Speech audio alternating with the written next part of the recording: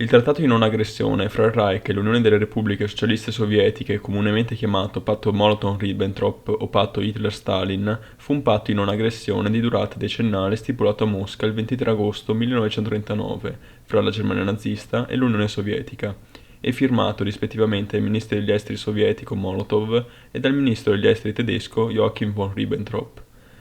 I contraenti si impegnavano a non aggredirsi reciprocamente e non appoggiare potenze terze in azioni offensive e non entrare in coalizioni rivolti contro uno di essi.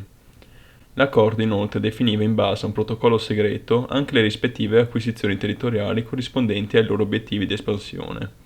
In questo modo l'Unione Sovietica si assicurò l'annessione della Polonia orientale, i paesi baltici e la Bessarabia, per ristabilire i vecchi confini dell'impero zarista, mentre la Germania si vide riconosciute le pretese sulla parte occidentale della Polonia.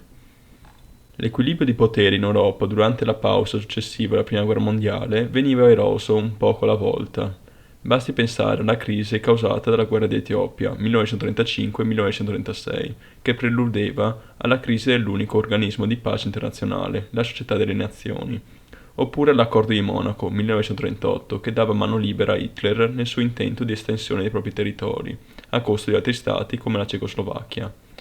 Le potenze occidentali, perseguendo la politica chiamata dell'appeasement, per timore di scatenare un nuovo conflitto mondiale, decisero di cedere alle continue pretese territoriali del Terzo Reich.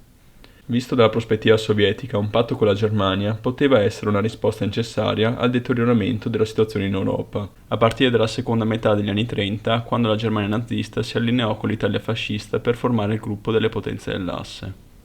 Da una parte, un patto avrebbe garantito una certa sicurezza nell'Unione Sovietica, dall'altra questa mirava, come la Germania, a rovesciare l'ordine stabilito dal Trattato di Versailles, stipulato dopo la Prima Guerra Mondiale dagli alleati occidentali senza il consenso dei diplomatici sovietici, considerati rappresentanti di un'entità politica non riconosciuta internazionalmente, la Russia bolscevica, e minacciosa per l'ordine politico-sociale.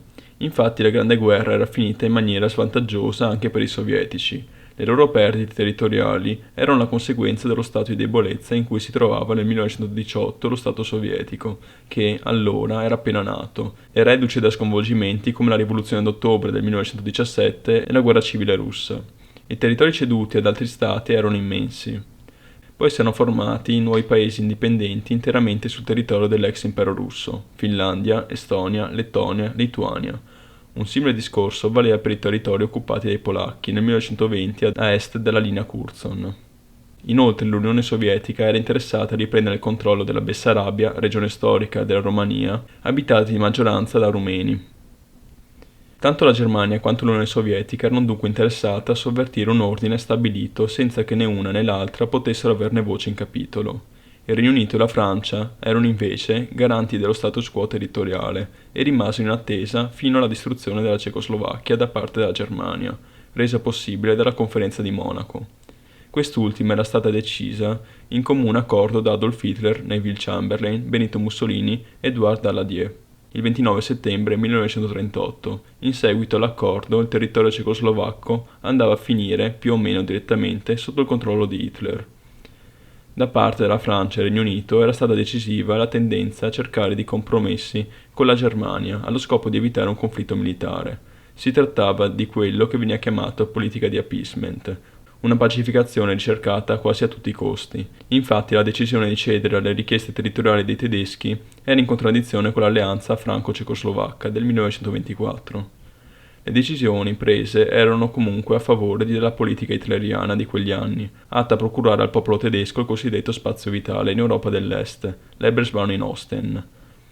Nel frattempo, comunque, le potenze occidentali si erano rese all'evidenza dei fatti, dato che le loro concessioni non avevano placato, ma anzi stimolato, le velleità di Hitler. La politica dell'appeasement non poteva assolutamente più essere proseguita. Dunque l'espansione tedesca doveva assolutamente essere fronteggiata. Così inglesi e francesi si dichiararono disposti a garantire l'integrità della Polonia, già nel marzo del 1939, il che fornì alla Germania un pretesto per disdire un patto di non aggressione stipulato con la Polonia nei 6 anni prima. Per gestire la situazione i francesi e gli inglesi si sforzarono di trovare un accordo con i sovietici, i quali tuttavia nella primavera del 1939 stavano negoziando anche con i nazisti, e quindi contemporaneamente trattavano su due tavoli opposti. La politica franco-inglese era mal vista dai sovietici per diverse ragioni. Durante il 1938 il governo sovietico si era invano offerto per difendere la Cecoslovacchia in caso di invasione tedesca, ma quest'ultima, così come altri paesi dell'area, nutriva dubbi sulle reali intenzioni di Mosca ed aveva preferito appoggiarsi alle potenze occidentali. Il primo segretario sovietico, Stalin, che non era stato invitato alla conferenza di Monaco, cominciò a credere che Francia e Gran Bretagna agissero in accordo con Hitler nell'interesse di porre un freno al comunismo, o che addirittura volessero aizzargli contro una Germania sempre più potente. Del resto non si trattava di un'impressione del tutto nuova. Stalin aveva già sospettato un certo disinteresse da parte dell'Occidente nei confronti di un fascismo in continua avanzata, esemplificato dagli eventi della guerra civile spagnola. Le negoziazioni della primavera del 1939, intraprese dall'Unione Sovietica e dal binomio Francia-Regno Unito per fronteggiare il pericolo tedesco, si bloccarono. La causa principale di questo fallimento furono i reciproci sospetti. L'Unione Sovietica cercava garanzie contro l'aggressione tedesca e il riconoscimento del diritto di interferire contro un cambiamento di politica favorevole a un'aggressione nelle nazioni lungo il confine occidentale dell'URSS, anche se nessuna delle nazioni coinvolte aveva formalmente richiesto la protezione dell'Unione Sovietica. Alcune nazioni come la Finlandia, la Romania, le Repubbliche Baltiche e la Turchia consideravano l'Unione Sovietica più pericolosa della stessa Germania. I sovietici annunciarono garanzie per l'indipendenza di Finlandia, Estonia, Lettonia, Lituania, Romania, Turchia e Grecia. Gran Bretagna e Francia temevano che ciò avrebbe consentito l'intervento sovietico negli affari interni delle nazioni confinanti, anche in assenza di un'immediata minaccia tedesca. Con la Germania che chiedeva concessioni territoriali alla Polonia e di fronte all'opposizione polacca, la minaccia di una guerra era crescente. Ma anche se ci fu uno scambio di telegrammi tra i sovietici e gli occidentali, non più tardi all'inizio di aprile, una missione militare inviata via mare dalle potenze occidentali non arrivò a Mosca prima dell'11 agosto. Un punto spinoso era senz'altro l'atteggiamento della Polonia, stato che aveva ripreso ad esistere solo dopo la Prima Guerra Mondiale e che ora si trovava a metà strada tra Germania e Unione Sovietica. Il governo polacco temeva che il governo di Mosca cercasse l'annessione di regioni della Polonia orientale rivendicati dall'Unione Sovietica. Si trattava dei territori ad est della linea Curzon, incorporati dalla Polonia nel 1920, considerati dai sovietici come irridente, l'Ucraina occidentale, la Bielorussia occidentale. Le rivendicazioni territoriali sovietiche erano fondate non tanto sulle aspirazioni degli abitanti di questi territori, ma sulla constatazione oggettiva che la maggioranza della popolazione non fosse di lingua polacca. C'era piuttosto una corrispondenza etnica tra questi territori e quelli dell'Ucraina e della Bielorussia. Il 15 agosto del 1939 l'Unione Sovietica, nel tentativo di attirare la Gran Bretagna e la Francia in un'alleanza antinazista, durante un incontro con diversi ufficiali britannici e francesi, propose di inviare 120 divisioni di fanteria da circa 19.000 truppe l'una, 16 divisioni di cavalleria, 5.000 pezzi di artiglieria pesante, 9.500 carri armati e circa 5.500 aerei da combattimento e bombardieri ai confini della Germania nel caso di che i nazisti avessero attaccato ad ovest. All'incontro presenziarono per la parte sovietica il maresciallo Kliment Voroshilov e il capo di Stato Maggiore dell'Armata Rossa Boris Shaposhnikov, mentre per la parte britannica si annovera la presenza dell'ammiraglio Sir Reginald Drax. I rappresentanti britannici e francesi non risposero all'offerta sovietica. La Polonia si rifiutava di permettere all'esercito sovietico un intervento militare nel suo territorio in caso di aggressione tedesca, sentendosi abbastanza forte grazie alle garanzie di protezione annunciate da inglesi e francesi. Così, nella terza settimana di agosto, i negoziati si fermarono. Ormai i sovietici sospettavano che sarebbero entrati in un conflitto limitato a loro e ai tedeschi. Anche sul fronte delle negoziazioni tedesco-russe si svilupparono febbrili reazioni, parallelamente a quanto facevano i sovietici coi francesi e britannici. Il primo segretario sovietico Stalin aveva aperto già nel mese di maggio dei negoziati per un miglioramento delle relazioni con la Germania, sostituendo il ministro degli esteri Maxim Litvivov con Molotov. L'ebraico e pro-occidentale Litvivov non si addiceva a guidare l'Unione Sovietica verso un accordo con la Germania nazista, visto che era largamente percepito come un sostenitore dell'alleanza con le potenze occidentali contro i poteri fascisti. La sua sostituzione non era stato altro che la conferma dell'irrimediabile scetticismo sviluppato da Stalin nei confronti di Francia e di Regno Unito. Per il momento Stalin aveva invece approvato il programma di Molotov di provocare una guerra tra la Germania e le nazioni occidentali. Infatti, un avvicinamento ai nazisti avrebbe concesso all'Armata Rossa il tempo di cui aveva assolutamente bisogno per prepararsi a una forse inevitabile guerra contro la Germania. L'esigenza di rimandare il più possibile il confronto derivava da almeno due considerazioni. In primo luogo, gli apparati governativi e l'Armata Rossa erano stati indeboliti da 4 processi indetti da Stalin negli ultimi 3 anni per eliminare le vecchie prominenze del comunismo sovietico, grandi purghe.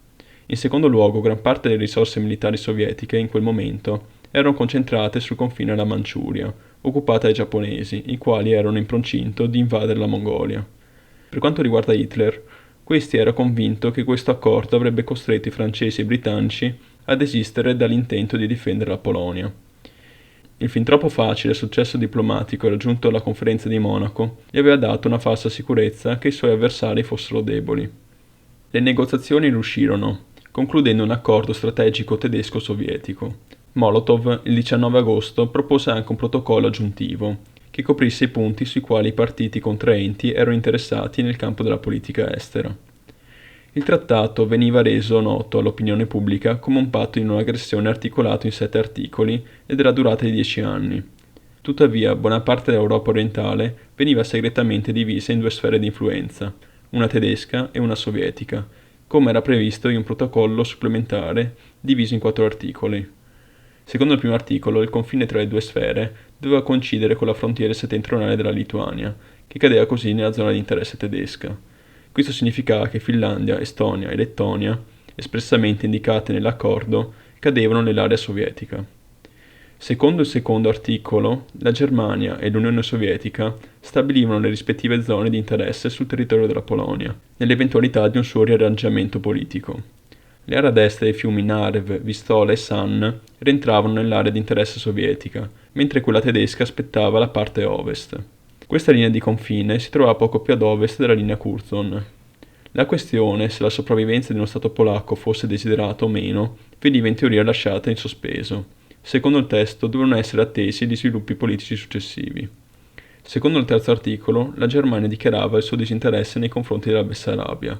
Secondo il quarto articolo, le 2 potenze promettevano la segretezza di questo documento aggiuntivo. Dati gli enormi conflitti di potere fra i sovietici e i tedeschi, era chiaro ad entrambe le parti che l'accordo stipulato non sarebbe stato rispettato troppo a lungo. Basti pensare ai piani hitleriani di una sua espansione in Europa orientale, la sua teoria di un Lebensraum, ossia la ricerca di uno spazio vitale per il popolo che secondo Hitler era giudicato il più forte. Già il 22 agosto, prima della conclusione del patto, Hitler aveva dichiarato che aveva bisogno dell'Ucraina, altrimenti il popolo tedesco avrebbe sofferto della fame come nella guerra passata. Il controllo dell'Ucraina avrebbe assicurato le risorse economiche nel confronto con qualsiasi avversario. Mussolini, non ancora preparato al conflitto, tentò all'ultimo momento di evitare un confronto immediato proponendo per la seconda volta una conferenza a livello europeo, simile a quella di Monaco. Stavolta però francesi ed inglesi non reagirono concretamente all'iniziativa. Il duce dichiarò ad Hitler che l'Italia sarebbe entrata in guerra soltanto in seguito. Nonostante una certa perplessità, quest'ultimo era deciso a procedere anche senza l'apporto italiano, per concludere le operazioni prima dei rigori invernali.